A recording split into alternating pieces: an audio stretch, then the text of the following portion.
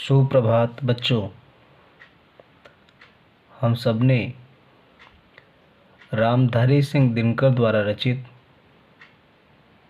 कुरुक्षेत्र नामक रचना से ली गई हुई अभिनव मनुष्य पाठ के कुछ पद का अध्ययन कर लिया था।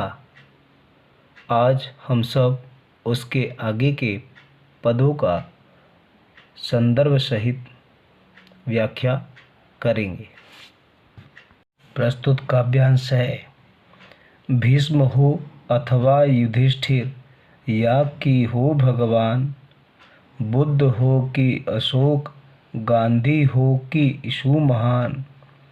सिर झुका सबको सभी को, श्रेष्ठ निज से मान, मातृवाचिक ही उन्हें देता हुआ सम्मान। दग्ध कर पर को स्वयं भी भोगता दुखदाह, जा रहा मानव चला अब भी पुरानी राह। जा रहा मानव चला अब भी पुरानी राह। प्रस्तुत पद्यांश का संदर्भ है। प्रस्तुत पद्यांश राष्ट्र कवि रामधारी सिंह दिनकर द्वारा रचित कुरुक्षेत्र नामक काव्य से हमारी पाठ्य पुस्तक काव्यांजलि में संकलित अभिनव मनुष्य शीर्षक से उद्धृत है। प्रस्तुत पद्यांश में कवि हमें यह संदेश देना चाहते हैं कि इस पृथ्वी पर समय समय पर अनेक महापुरुषों ने जन्म लेकर अपने पवित्र शुद्ध बुद्ध श्रेष्ठ आचरण के द्वारा लोगों को यह समझाया कि परोपकार, दया, अहिंसा, प्रेम और कर्मनिष्ठा ही श्रेष्ठ जीवन के मूल तत्व हैं। इन्हीं को स्वीकार करके जीवन को सार्थक बनाया जा सकता है। एक बार हम पुनः इस बात को दोहरा देते हैं कि इस पृथ्वी पर समय समय पर अनेक महापुरुषों ने जन्म लेकर अपने पवित्र शुद्ध बुद्ध श्रेष्ठ आचरण के द्वारा लोगों को यह समझाया कि परोपकार, दया, अहिंसा, प्रेम और कर्मनिष्ठा ही श्रेष्ठ जीवन के मूल तत्व हैं। इन्हीं को स्वीकार करके जीवन को सार्थक बनाया जा सकता है। प्रस्तुत पद में कवि कहते हैं कि भीष्म हो अथवा युधिष्ठिर, या कि हो भगवान। कहते हैं कि चाहे दृढ़ निश्चयी भीष्म हो, दृढ़ निश्चयी भीष्म हो अथवा सत्यनिष्ठ युधिष्ठिर, या हो भगवान अर्थात निष्काम कर्मनिष्ठा की प्रवर्तक स्वयं भगवान कृष्ण हो।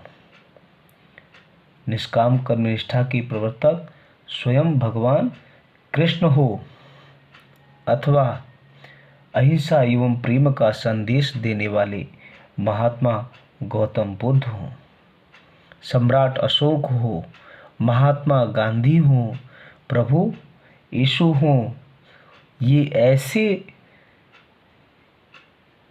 महापुरुष हैं, ये ऐसे महापुरुष हैं जिन्होंने समय समय पर अपने जन्म से इस धरा को पुण्य बनाकर संसार का पथ प्रदर्शन किया। एक बार आप ध्यान से सुनेंगे।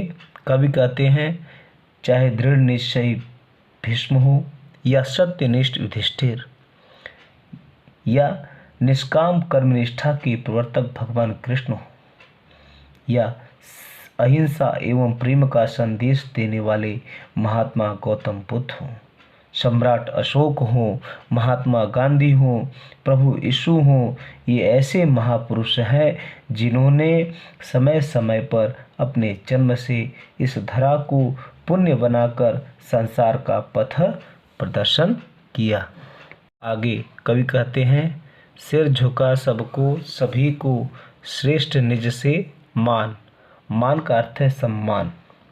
कवि कहते हैं कि मनुष्य ने सिर झुकाकर मनुष्य ने सिर झुकाकर मान, अत्यधिक सम्मान और श्रद्धा के साथ सबको सभी को कि अत्यधिक सम्मान और श्रद्धा के साथ इन सभी महापुरुषों की श्रेष्ठता को क्या किया है? स्वीकार किया है। मनुष्य ने सिर झुकाकर अत्यधिक सम्मान और श्रद्धा के साथ सभी महापुरुषों की श्रेष्ठता को स्वीकार किया है, किंतु मात्र वाचिक ही उन्हें देता हुआ सम्मान। अर्थात परंतु विडंबना यह है कि इन्होंने उनकी श्रेष्ठता को मात्रवाचिक केवल मौखिक रूप में स्वीकार किया है। किंतु विडंबना यह है कि इन्होंने उनकी श्रेष्ठता को केवल मौखिक रूप में ही स्वीकार किया है, उसका लेश मात्र भी अपने आचरण में नहीं उतारा।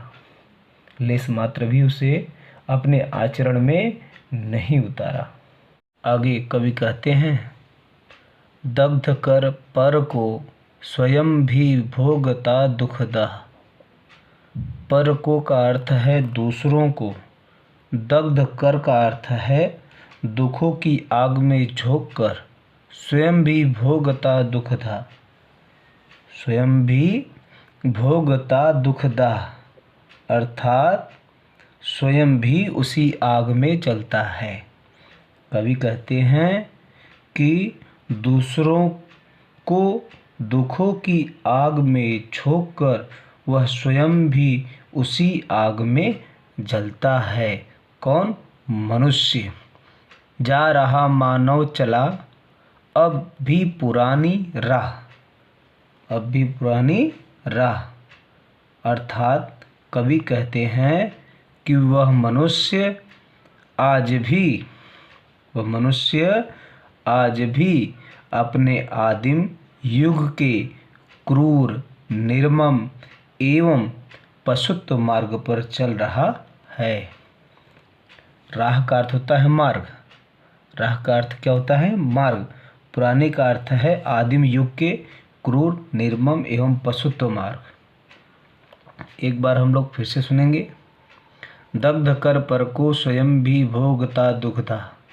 कवि कहते हैं कि मनुष्य दूसरों को दुखों की आग में झोंककर वह स्वयं भी उसी आग में जलता है। वह आज भी अपने आदिम युग के क्रूर, निर्मम एवं पशुत्व मार्ग पर चल रहा है।